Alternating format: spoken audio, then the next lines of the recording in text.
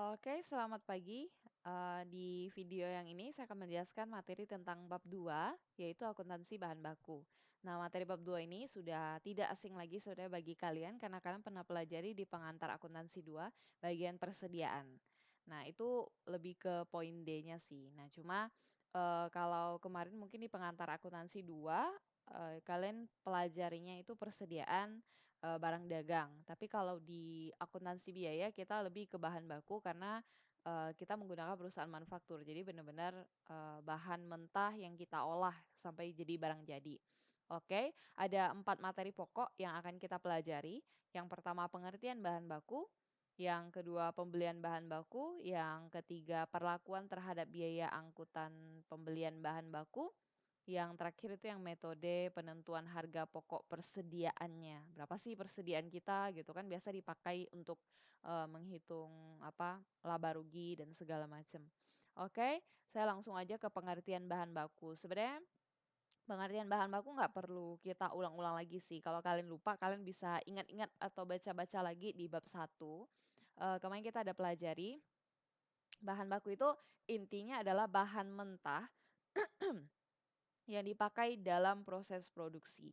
Nah, jadi kalau misalnya kita kemarin ya produksi mie instan ya pakai bahan bakunya, tepung terigu gitu. Misalnya kalian, apa namanya, buat perusahaan yang buat apa nih, cake ulang tahun segala macam, bahan bakunya apa ya, telur, tepung, begitu. Jadi, itu bahan bakunya. Nah, kalau perusahaan ya harus hitung persediaannya berapa sih gitu. Nah, cuma kalau kita untuk perusahaan manufaktur ya kita ada macam-macam, ada bahan apa, baku, nanti ada barang dalam proses, nanti ada barang jadi, ada macam-macam sih. Oke, nah ini untuk yang bahan baku, ada bahan baku langsung dan tidak langsung, ini sudah dipelajari juga di bab 1. Kalau lupa cek-cek aja kembali, untuk bahan baku langsung itu berarti bahan baku yang memang terkait dengan produk tersebut kalian bisa telusuri dari awal sampai akhir ada di sini semuanya ya. Jadi contohnya misalnya, kayak kemarin kita pakai contoh perusahaan, mebel misalnya. Bahan baku langsungnya yang terkait dengan produk itu dari awal sampai akhir bahan utamanya adalah kayu, ya udah kayu bahan baku langsungnya. Sedangkan bahan baku tidak langsung atau bahan baku yang penolong, supporternya ibaratnya ya, pendukung gitu, itu adalah contohnya lem kayunya atau pakunya. Nah, itu bahan baku tidak langsung. Ingat bahan baku tidak langsung termasuk BOP. Mengingat kemarin bab 1, banyak yang kurang tepat bagian apa, hitung BOP-nya, jadi ingat aja bahan baku tidak langsung itu termasuk, BOP. Oke, itu untuk yang pengertian bahan baku, kita tidak perlu terlalu lama di sana ya, kita lanjut ke ini aja, pembelian bahan baku. Nah, sekarang kenapa pembelian bahan baku itu, dia disediakan poin tersendiri, karena ini mengingat, kapan sih harusnya kita membeli bahan baku, terus kalau udah kapan, jumlahnya berapa, gitu. Soalnya jangan sampai nanti di gudang kita kekurangan atau bahkan kelebihan bahan baku. Kalau kekurangan, dampaknya seperti ini, apalagi kalau misalnya, perusahaannya pakai, mesin misalnya ya, produksinya ya. Jadi mesinnya kan biasanya konstan ya jalannya, terus tiba-tiba, bahan bakunya kehabisan. Nah, itu dampaknya adalah kita harus hentikan dulu mesinnya, lalu segala proses produksi semua berhenti, itu kan mengakibatkan kerugian. Nah, jangan juga kelebihan. Kelebihan itu dalam arti berarti apa namanya, menumpuk jadinya di gudang. Nah, kalau bahan baku yang, bisa rusak itu kan bahaya juga. Misalnya daging gitu ya atau bahan makanan itu kan cepat rusak, ada masanya. Nah, nanti kualitas, produk yang kita hasilkan menurun. Jadi kenapa yang bagian pembelian ini dibahas tersendiri ya terkait dengan hal-hal tadi. Oke, ini bagian pembelian bahan baku.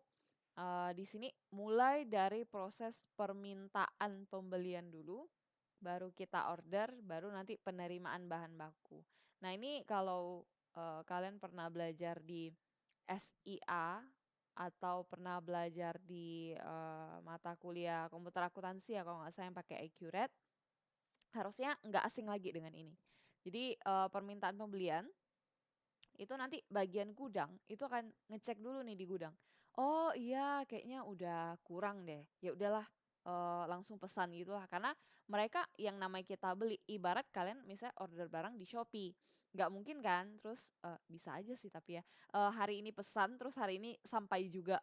Itu kan mungkin aja sih ya. Cuma kalau detik ini juga misalnya ya, di jam, misalnya kita kuliah, jam 7.30 misalnya, jam 7.30.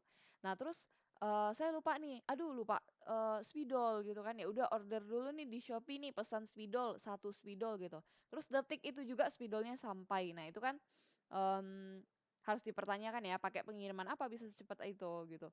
Apalagi kalau perusahaan besar yang, pesannya dalam jumlah banyak misalnya, saking banyaknya, sampai sewa kontainer segala macam kan. Nah itu, kalau detik itu juga barangnya sampai, nah itu kan agak sulit ya. Jadi di sini bagian gudang tuh benar-benar harus memantau, misalnya jumlahnya udah mulai berkurang nih, "Oh iya udah mau sedikit sebelum habis saya pesan dululah," minta ke bagian pembelian, departemen pembelian untuk, pesan gitu, karena bukan bagian gudang yang berhubungan sama supplier.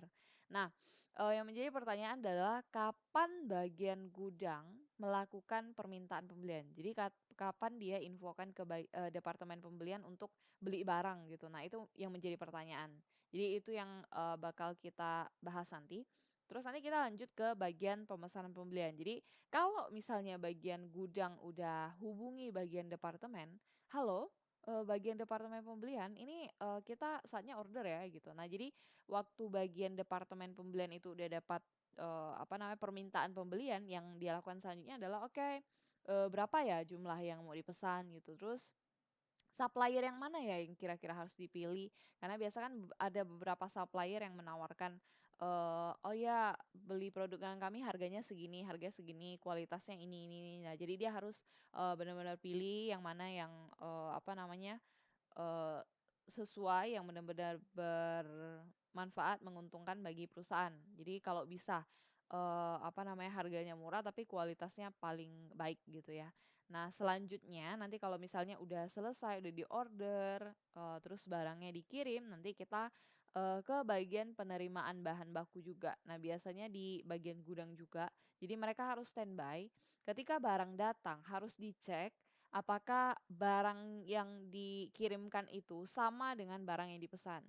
Jangan sampai kita pesan barang yang A, ternyata yang dikirim B gitu. Jadi harus dipastikan, ngecek di fakturnya jumlahnya udah sama belum, kualitasnya udah sama belum, jenisnya udah sama belum, jangan sampai, ada yang kelewat. Nah itu di bagian penerimaan bahan baku.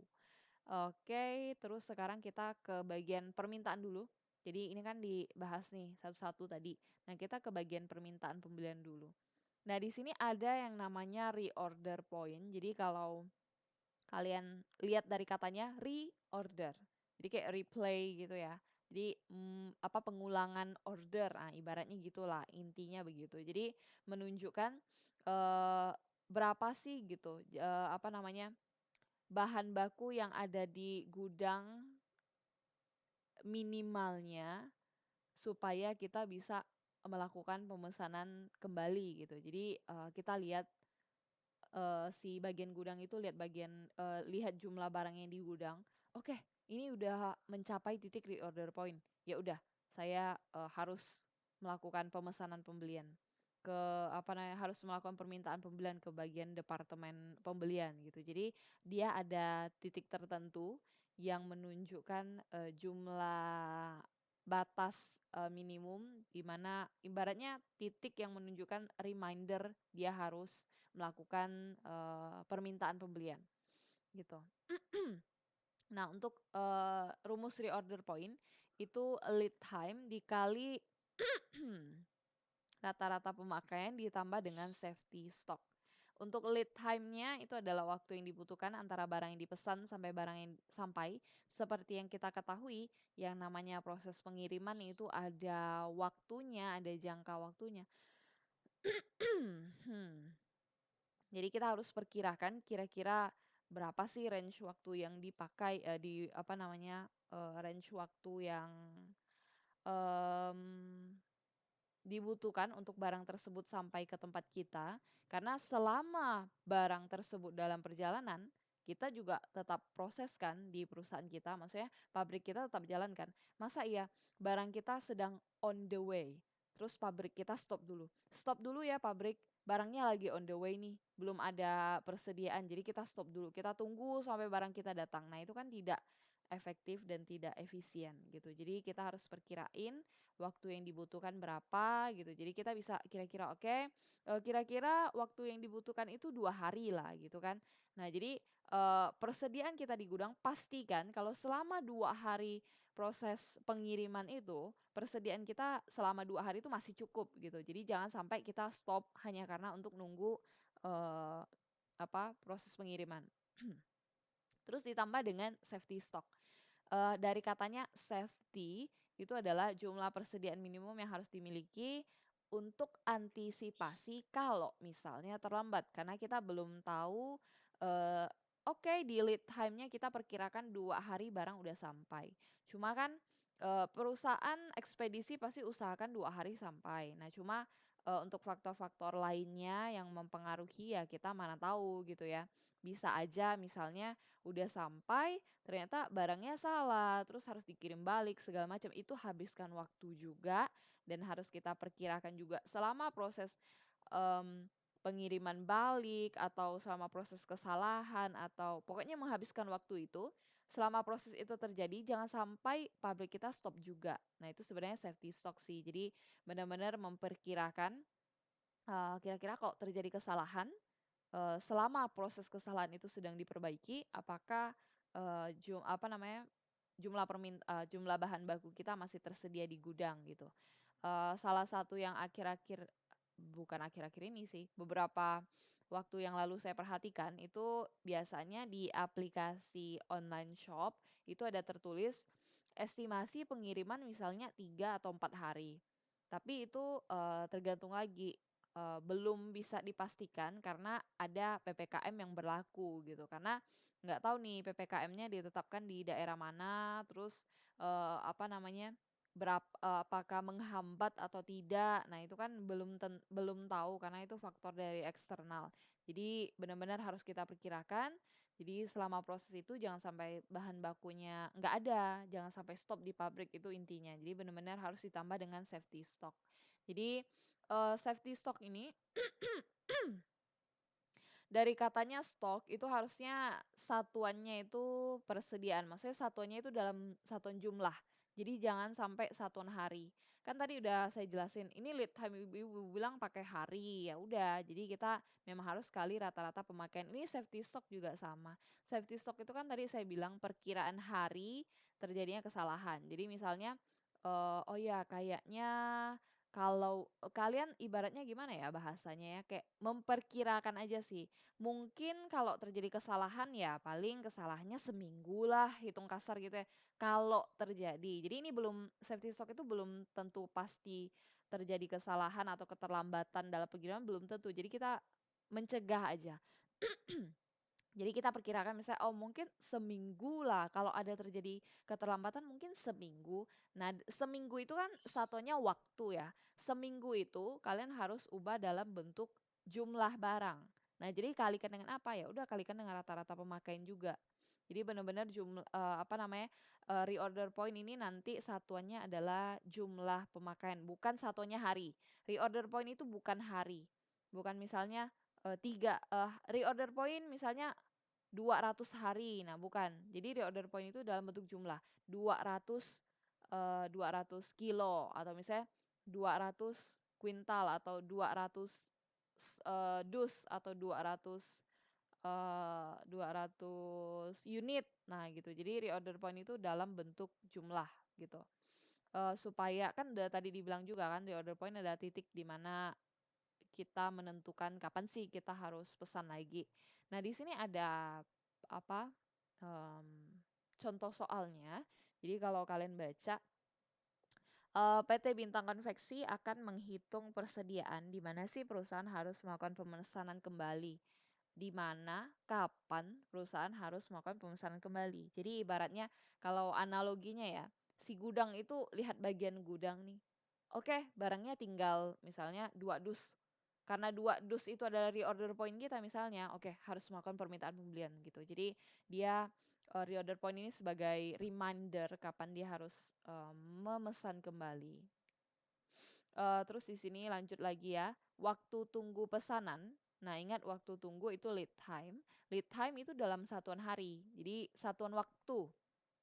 Ini 6 hari dikalikan dengan rata-rata pemakaian per hari itu kita 500. Jadi ini udah saya bilang ya, selama proses dia kirim, kita harus, memperkirakan ya nggak mungkin dalam proses kirim tadi saya bilang kita stop, produksi, enggak kan. Jadi pabrik kita tetap harus jalan, makanya 6 kali 500. Terus untuk rata-rata pemakaian, tadi 500 di sini, ditambahkan dengan safety stock. Nah, safety stock perhatikan ya cara kerjanya juga. Jadi di sini dituliskan persediaan cadangan sebesar, pemakaian rata-rata untuk 3 hari. Jadi dia, cadangan aja kalau terjadi kesalahan, jadi ini benar-benar perkiraan aja. Kalau misalnya terjadi kesalahan ya mungkin, 3 hari gitulah. Nah jadi, itu adalah safety stock dia 3 hari. Nah, 3 hari ini satuannya waktu, jadi 3 harus kalikan dengan 500.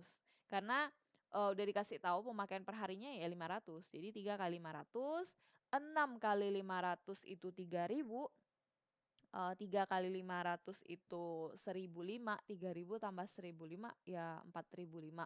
Nah, jadi apabila persediaan kain di gudang telah mencapai 4.005, maka bagian gudang akan melakukan permintaan pembelian ke departemen. Jadi ini benar-benar, sebagai reminder dia, "Oh, berarti harus pesan ulang." Jadi si bagian gudang ya, pokoknya kalau dia, sedang mengecek persediaan, "Oh, persediaan kita tinggal 4.500 meter kainnya. Oke oke, berarti harus, reorder nih." Minta ke bagian pembelian untuk, "Cepat-cepat ya kita, harus pesan kain lagi, kalau misalnya kita nggak pesan sekarang ya nanti bisa kekurangan kain kita, jadi harus pesan sekarang ya," gitu. Jadi ini benar-benar yang namanya reorder point. Oke, kalau kita udah masuk ke bagian ini, jadi ini udah beres ya, bagian, permintaan pembelian udah beres, kita lanjut ke poin selanjutnya atau tahap selanjutnya, itu adalah tahap order atau pemesanan pembelian.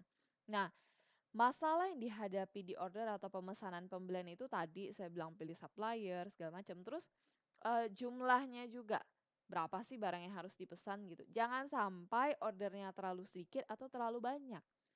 Mmm, Kalau terlalu sedikit ya dampaknya sama ya, ya barangnya kurang gitu, bisa-bisa pabrik kita berhenti produksi karena tidak cukup. Terus, kalau pesan kelebihan juga bahaya, karena nanti bisa menumpuk di gudang. Apalagi kalau yang tadi saya bilang ya, kalau bahannya bahan yang mudah rusak, mudah membusuk, seperti bahan makanan ya susah. Ini kita masuk ke bagian yang order pembelian. Jadi di sini kita akan membahas tentang EOQ, Economic Order Quantity, sebagai jumlah persediaan yang harus dipesan pada waktu tertentu dengan tujuan untuk mengurangi biaya tahunan. Biaya tahunan itu ibaratnya, biaya kita simpan barang di gudang lah. Nah, ini ya, kalau misalnya dulu kalian pernah dengar, itu Jepang itu ada menerapkan metode yang just in time. Jadi dia nggak pakai persediaan, nggak ada simpan ngestok-ngestok tuh nggak ada. Tapi dia on time. Jadi misalnya, dia udah perhitungkan kan, oke tanggal misalnya tanggal 14 September. Oke tanggal 14 September itu pasti pagi-pagi harinya saya butuh 1.000 meter kain. Jadi sebelum tanggal 14 September dia udah pesan duluan dan dia udah memperkirakan kalau kain itu pasti pas datang 14 September. Jadi, pas 14 September ketika dia mau mulai produksi, oke kain sudah datang langsung diproduksi, langsung jalan lagi, lalu besoknya sama lagi itu just in time, dia nggak pakai persediaan jadi tapi syaratnya harus on time gitu, benar-benar harus on time.